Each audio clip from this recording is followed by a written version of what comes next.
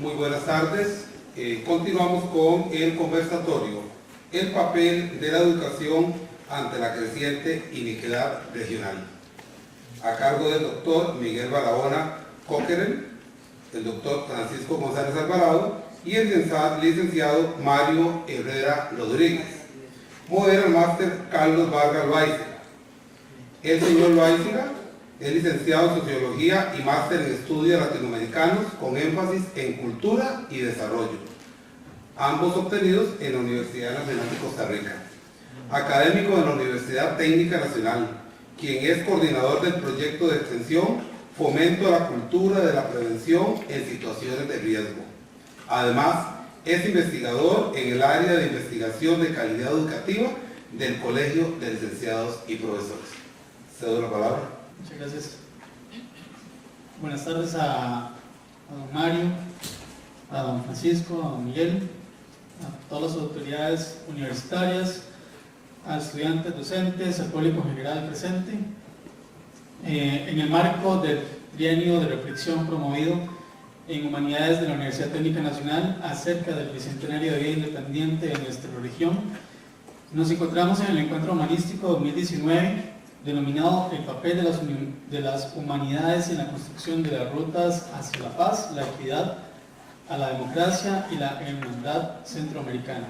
Y, prosiguiendo con el programa, daremos inicio al conversatorio denominado El papel de la educación ante la creciente inequidad regional. Para ello, tenemos este panel de lujo compuesto por el licenciado Mario Herrera Rodríguez, quien labora como investigador en el Estado de la región y colabora con el informe del Estado de la Justicia y el Estado de la Nación.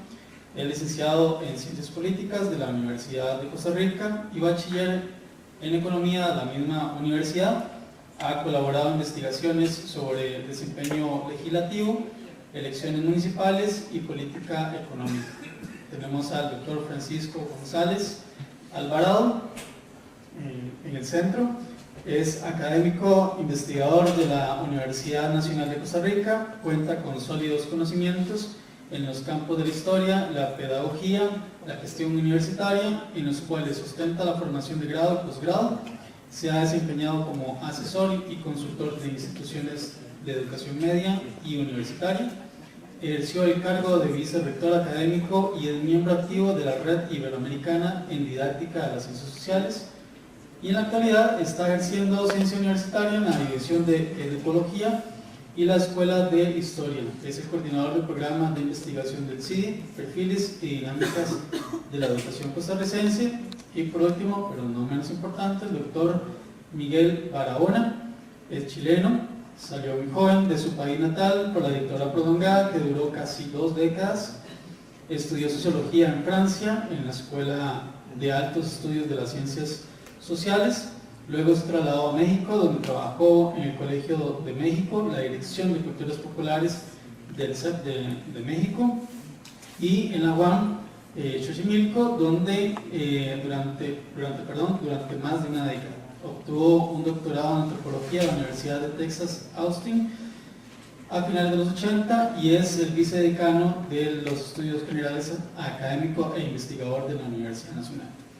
La dinámica constará en una exposición por cada uno de los invitados, que costará aproximadamente 20 minutos, y luego haremos una interacción entre el público y los expositores. Entonces, en el mismo orden que les presenté, iniciaríamos con Mario. Buenas tardes. Bueno, primero que nada agradecer mucho por la invitación a esta interesante actividad. Desde el programa Estado de la Nación siempre es un honor poder compartir algunos de los resultados de las investigaciones que realizamos.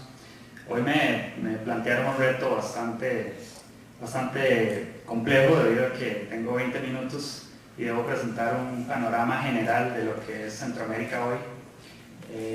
Por lo tanto, decidí enfocarme sobre todo en darles algunas cifras, por así decirlo, de base, algunos hechos sobre los cuales se puede tener una idea general de lo que es Centroamérica hoy en día, y a partir de lo cual podemos después ahondar y por supuesto compartir con los compañeros panelistas. Por supuesto, más adelante, si tienen alguna consulta o quieren ahondar en algunos de los temas que presento, podemos profundizar. Primero quería plantearles una mirada un poco general, en una perspectiva algo comparada de lo que es Centroamérica. Unos datos así muy puntuales para más o menos ubicarnos a dónde estamos, ¿verdad? Entonces, Centroamérica tiene un PIB que es el 9%, por ejemplo, del PIB de California. Parece bastante bajo, pero es un 90% del PIB de Chile, por ejemplo. Entonces, a nivel latinoamericano, que es la región en la que estamos, somos relevantes en términos del tamaño de nuestras economías.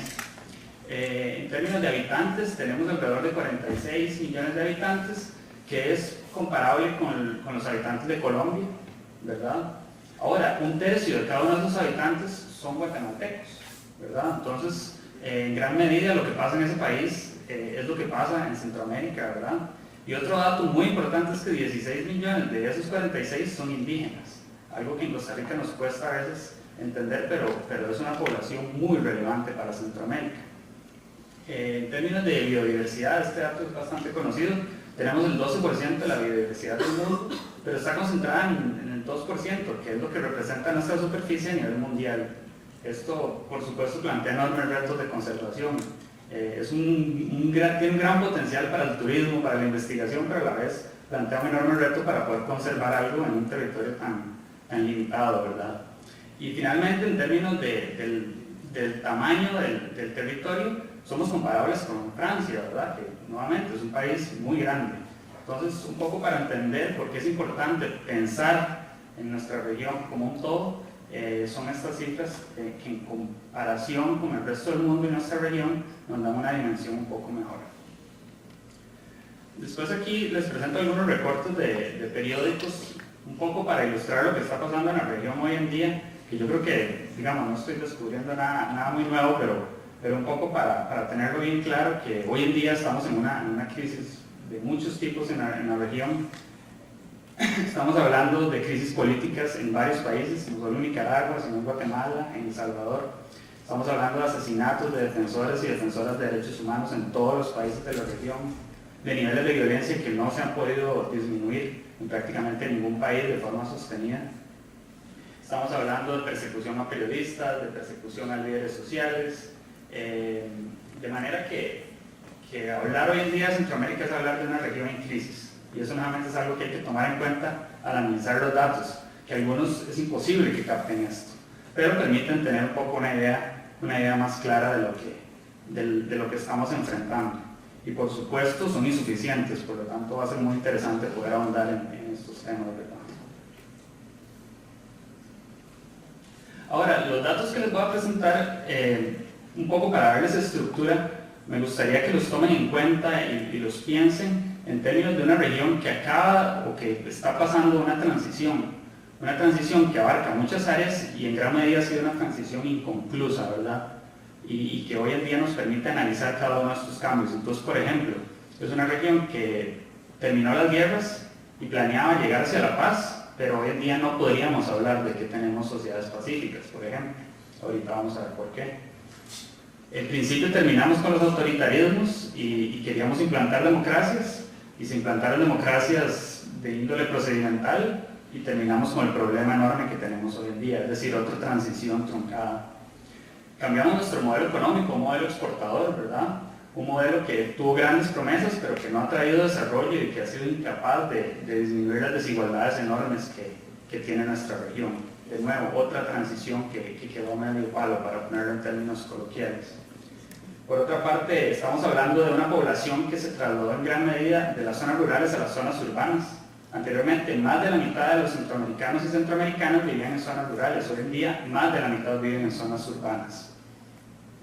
Y finalmente, la estructura demográfica ha cambiado. Antes teníamos una estructura piramidal que poco a poco se está cambiando, ¿verdad? Todo esto lo vamos a ahondar en la medida de lo posible más adelante, obviamente poniendo énfasis en algunos aspectos que me parece que son más relevantes para la conversación de hoy.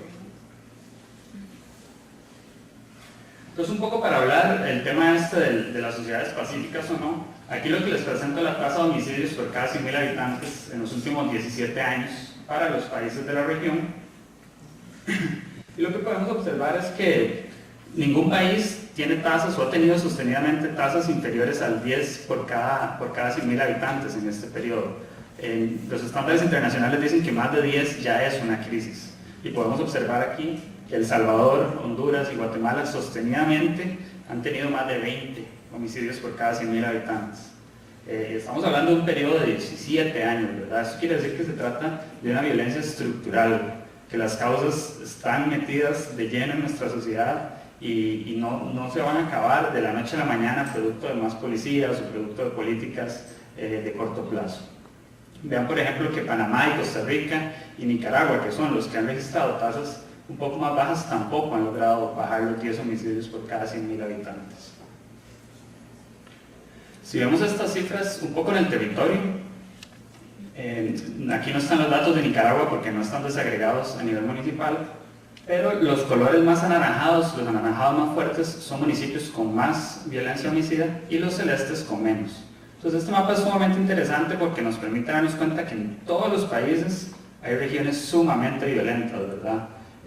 Por supuesto, en el Triángulo Norte, en El Salvador, en la zona fronteriza entre Honduras y Guatemala, hay enormes cantidades de homicidios, pero también en Limón, en Costa Rica, en algunos municipios del litoral atlántico de Panamá, la violencia homicida es comparable con esos lugares.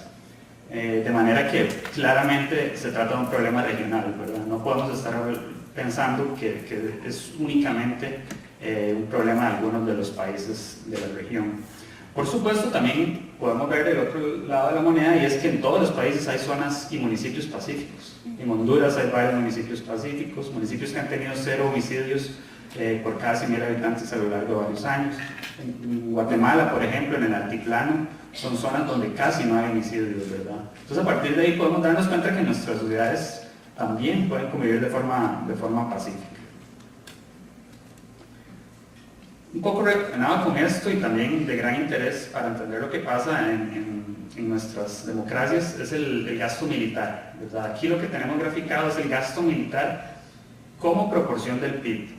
Y lo impresionante es que en varios países, a pesar de que en principio no estamos en guerra, el gasto militar ha aumentado muchísimo. Vean por ejemplo el caso de Honduras. La barra gris ha crecido mucho en el último quinquenio. En otros países ha sido más o menos estable, por ejemplo El Salvador. Pero esto no quiere decir que no ha aumentado, porque recuerden que esto es como proporción del PIB, de manera que en términos absolutos sí ha aumentado, ¿verdad?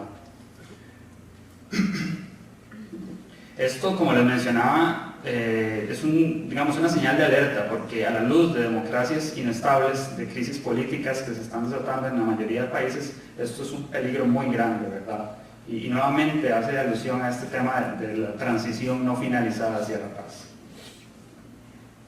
Finalmente, pasando un poco a la parte, para concluir este aspecto de la política y de las crisis de nuestras democracias, obviamente los datos no nos permiten captar lo que está pasando en este momento en Nicaragua, por ejemplo, o en Guatemala, pero sí hay algunos indicadores que ya nos daban alertas. Vean, por ejemplo, aquí lo que vemos en la barra celeste es la percepción de la corrupción. En todos los países es muy elevada. Vean, por ejemplo, Costa Rica, que es el que aquí se ve más baja, todos sabemos que aquí la corrupción es muy grande y que la percibimos muy grande. Lo interesante es que la barra morada lo que muestra es la libertad de prensa. Entre más alta esa barra morada, menos libertad de prensa hay. De hecho, estos datos son de 2017, ¿verdad? Estos datos que tienen aquí. Vean que ahí, por ejemplo, en Honduras ya la libertad de prensa era nula. De hecho, este organismo que hace este cálculo calificaba la libertad de prensa en Honduras como nula. De manera que si tuviéramos este indicador, que lamentablemente todavía no lo tenemos para Nicaragua o para El Salvador, podríamos probablemente estar observando cifras similares hoy en día. Entonces, ¿qué es lo relevante? Que tenemos estados profundamente corruptos y las instituciones, las personas, los organismos encargados en gran medida de funcionar como mediadores en la rendición de cuentas, de denunciar, de señalar, de controlar a los políticos y las políticas, no tienen libertad, ¿verdad? Entonces, nuevamente, es otro síntoma de estos problemas de las democracias. Ahora, cuando hablé de la transición de lo rural al urbano, mencioné que hay nuevos retos. Estoy seguro que hoy vamos a hablar de muchos: exclusión social, desigualdad, desempleo, que es este que está graficado aquí, pero me pareció importante hacer hincapié en el tema de género, que es algo de lo que nos cuesta mucho hablar, precisamente porque vivimos en sociedades muy machistas, pero también porque no siempre tenemos datos. Esto nos costó mucho conseguirlos, pero lo que muestran es la diferencia en el desempleo entre hombres y mujeres. Se los voy a explicar porque es un poco complejo. Entre más arriba de las bolitas, hay más diferencia en el desempleo entre mujeres y hombres. Es decir, más proporción de mujeres no encuentran trabajo en comparación con los hombres. Y las bolitas moradas, las bolitas moradas son en 2017, las verdes en 2000. Entonces vean que las moradas normalmente están más altas en prácticamente todos los países. Eso quiere decir que la brecha de género en el desempleo se ha ampliado recientemente, lo cual es sencillamente impresionante porque tendemos a creer que estamos haciendo avances en estos temas, ¿verdad? El caso de El Salvador es totalmente particular, es el único donde las mujeres tienen menos desempleo que los hombres.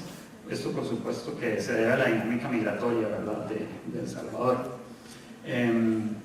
Ahora, para entender esto, además hay que entender que se da en un contexto donde las mujeres en Centroamérica hoy en día tienen más voluntad de trabajar que nunca antes, es decir, participan más de la fuerza laboral, pero simplemente no estamos creando los empleos que ellos requieren. Y más adelante voy a presentar otro gráfico que muestra algunas de estas desigualdades de género. Perdón. Finalmente les mencionaba la transición demográfica. Quería mencionarla sobre todo con particular énfasis a partir del tema que nos convoca de la educación, ¿verdad? A pesar de que me pidieron que fuera algo más general, me parece que esto permite entender un poco la relevancia de la educación. Esta pirámide es un poco compleja, tiene mucha información, pero los colores más oscuros, o sea, el casi negro y el verde oscuro, es como estaba la estructura de la población en el año 2000. Los colores un poquitito más claros son en el año 2015 y las líneas punteadas es la proyección a 2030. Entonces, en resumidas cuentas, ¿qué es lo que nos está diciendo esto? Que anteriormente en Centroamérica teníamos muchos niños y niñas. La mayor parte de la población eran niños y niñas. Y poco a poco, en este momento, estamos llevando un cambio donde esos niños y niñas se están haciendo un poquitito más viejos o menos jóvenes y están entrando en la edad de laborar, ¿verdad? Por eso se dice que la pirámide la base de la pirámide se está yendo hacia arriba. Esto es sumamente importante porque al entrar las personas en edad de laboral, la educación que traigan, la salud que tengan, las oportunidades que la sociedad les dé, la cultura que traigan, les va a permitir una mucho mayor, aportarle más a la sociedad, ¿verdad? Esto es lo que comúnmente conocemos como el bono demográfico. Aquí, para precisar un poco todo esto que les estoy diciendo, lo que está graficado es el año donde se estima que va a terminar el bono demográfico en cada país. El bono demográfico nuevamente es cuando todos esos niños y niñas lleguen a la fuerza laboral. Vean por ejemplo que en Panamá y Costa Rica de ya, ¿verdad? Se nos está acabando el tiempo. Estamos disfrutando en este momento, si le podemos llamar así, a lo mejor del bono demográfico. La buena noticia, digamos, es que los países más rezagados como Guatemala, El Salvador, Nicaragua y Honduras todavía tienen tiempo para invertir en educación, para invertir en salud, para invertir en cultura, para hacer sociedades más justas y que esas personas que van a estar en el bono demográfico en el 2035, incluso 2050 en Guatemala, puedan verdaderamente fortalecer y incrementar el desarrollo de estos países. Entonces les decía que esto es muy importante para entender la relevancia de la educación, también de la relevancia de la salud y de otros temas, pero voy a hacer un poco de hincapié en el tema educativo. Estos son datos que están un poco desactualizados, pero nos permiten entender las grandes brechas a las que nos estamos enfrentando. Esta es la tasa bruta de matrícula en educación media, según país. La línea vertical lo que muestra es el nivel de toda América Latina y el Caribe, o sea, de nuestra región. Vean que solo Costa Rica está a ese nivel, bueno, estaba a ese nivel en el 2014. Las brechas de los otros países son muy grandes, en Nicaragua alcanzan casi 40 puntos porcentuales. Y nos estamos comparando con América Latina y el Caribe, ¿verdad? Que es una región que sabemos que tiene profundos problemas sociales. Si nos comparamos con países de mayores ingresos, de mayor desarrollo, pues las brechas serían mucho mayores, ¿verdad? Ahora, otro de los temas que vamos a conversar hoy es el tema de las desigualdades, ¿verdad? De las profundas desigualdades que aquejan a nuestras sociedades. Entonces ven qué interesante este gráfico. Aquí lo que vemos es el porcentaje de personas con secundaria completa, pero según el ingreso que tenga esa persona, ¿verdad? Entonces en las líneas, es que se cambian los colores. En las líneas azules claro, digamos, es el grado de escolaridad o el porcentaje de la población con secundaria completa del 40% más rico, ¿verdad?, de cada país, y la línea más oscura del 40% menos rico. Entonces vean nuevamente las enormes brechas, ¿verdad? 30 puntos porcentuales, 40 puntos porcentuales. Y esto nos permite entender que la baja calidad de la educación en nuestros países está estrechamente relacionada con el ingreso y las desigualdades. Y menciono las desigualdades porque vean, por ejemplo, este otro. Aquí es un gráfico muy similar, el mismo indicador, el porcentaje de la población con secundaria completa, pero ahora entre zonas urbanas y zonas rurales. Y vean qué interesante, en zonas urbanas la gente tiene menos secundaria completa, ¿verdad? Se trata de personas que vienen a trabajar a las zonas urbanas. Las zonas urbanas, como sabemos, en el mundo entero presentan muchas oportunidades, pero presentan oportunidades, digamos, entre comillas, porque claramente la precariedad de los centroamericanos y centroamericanas es muy grande y nuevamente estas desigualdades explican en gran medida este rezago en educación, ¿verdad? Entonces, para poder aprovechar ese bono demográfico hay que mejorar la calidad de la educación, y para mejorar la calidad de la educación claramente tenemos problemas sociales muy grandes que resolver, ¿verdad? Don Mario, 5 minutos. De hecho, ya para ir finalizando nuevamente el tema de género, este gráfico es también un poco complejo, pero muy ilustrativo y tiene mucha información, aunque no parezca. En la izquierda, donde dice paridad en primaria, lo que dice es si hay más mujeres o más hombres en primaria en cada país. Entonces, si están debajo de la línea horizontal gris, se trata de que hay más hombres. Entonces, vean que en todos los países en primaria hay más hombres que mujeres, ¿verdad? Esto es del 2017, son las cifras más recientes que hay. Ahora, si nos vamos a secundaria, vemos que en muchos países, de hecho en el único que no es en Guatemala, más bien tenemos más mujeres que hombres en la secundaria. Entonces se revierte esta relación. ¿Por qué pasa esto? Bueno, no es sencillo decir, es algo complejo. Pero por ejemplo, se estima que la mayor cantidad de hombres en primaria se debe por supuesto a la situación de desventaja en que están las mujeres. Ahora, lo interesante es que las mujeres que entran a primaria les va muy bien aparentemente y se mantienen en el sistema educativo hasta la secundaria. Por eso hay más mujeres en secundaria. Aparentemente a los hombres no les va bien, son excluidos del sistema educativo, probablemente les exijan trabajar más las familias. Entonces, esto es un gráfico que ilustra los graves problemas de tener disparidades de género, ¿verdad? Y además nos presenta algunas áreas de acción, o sea, claramente las mujeres en Centroamérica tienen un potencial enorme de aprovechar el sistema educativo. Si lográramos incluirlas más desde la primaria, probablemente los resultados serían mucho mejores.